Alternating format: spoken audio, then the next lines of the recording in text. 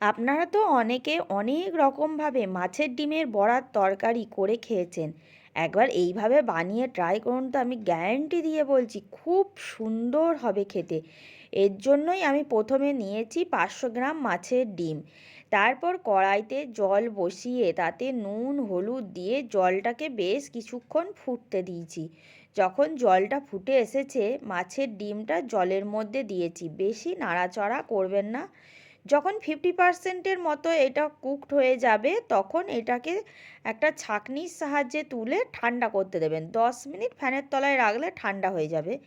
এরপর সেই মাছের ডিমটার মধ্যে পেঁয়াজ কুচি, লঙ্কা কুচি, আদা রসুন বাটা, একটা ডিম, স্বাদ মতো নুন, কুচানো ধনেপাতা, কালো জিরে, আপনারা পোস্তও দিতে পারেন, আর বাইন্ডিংয়ের জন্য দিয়েছি বেসন। খুব ভালো করে মেখে নেবেন। যখন দেখবেন যে এটা হাতের মধ্যে গোল হয়ে যাচ্ছে তখন জানবেন যে আপনাদের মাখাটা একদম রেডি হয়ে গেছে। এরপর এটা আমি ভেজে নেবার জন্য কড়াইতে তেল দিয়ে লো টু মিডিয়াম ফ্লেমে বড়াগুলো একে একে দিয়ে দিচ্ছি। হাই ফ্লেমে তেলটাকে খুব গরম করবেন না, তাহলে কিন্তু বড়াগুলো খুব ছেটকাবে। এগুলো আপনারা লাল লাল করে ভেজে তুলে রাখবেন। আমার দেখুন কি সুন্দর লাল লাল করে ভেজে তুলে রেখেছি। এরপর ওই তেলের মধ্যেই ডুমো ডুমো করে কেটে রাখা আলুগুলো আমি বেশ লাল লাল করে ভেজে নিয়েছি। তারপর ওই তেলে কালো জিরে আর দুটো শুকনো লঙ্কা ফোড়ন দিয়ে একে একে তাতে পেঁয়াজ কুচি দিয়ে পেঁয়াজটাকে ভালো করে ভেজে নিয়ে তাতে আদা রসুনের পেস্ট দিয়েছি।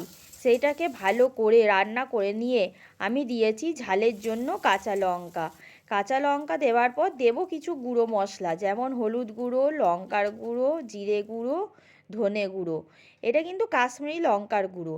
আর দিয়েছি নুন, আর অল্প জল দিয়ে আমি মশলাটাকে খুব ভালোভাবে কুক করে নিয়েছি। তারপর দিয়েছি দুটো টমেটো বাটা।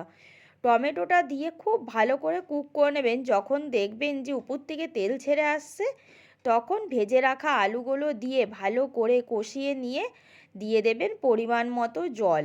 যখন ঝোলটা ফুটে উঠবে তখন ভেজে রাখা মাছের ডিমের বড়াগুলো দিয়ে আপনারা রান্না হতে দেবেন বেশ কিছুক্ষণ। তারপর ফুটে গেলে উপর থেকে ধনেপাতা দিলে, আর যদি গরম মশলা থাকে গরম মশলা দেবেন, আমি আর গরম মশলাটা দিইনি।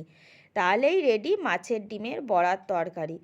খেতে যেমন সুন্দর হয় তেমনি সহজ। তাহলে আজ আসি, আবার পরে দেখা হবে। আপনারা দেখছিলেন তনুর ঘরকন্না। জানাবেন কেমন লাগলো রেসিপি।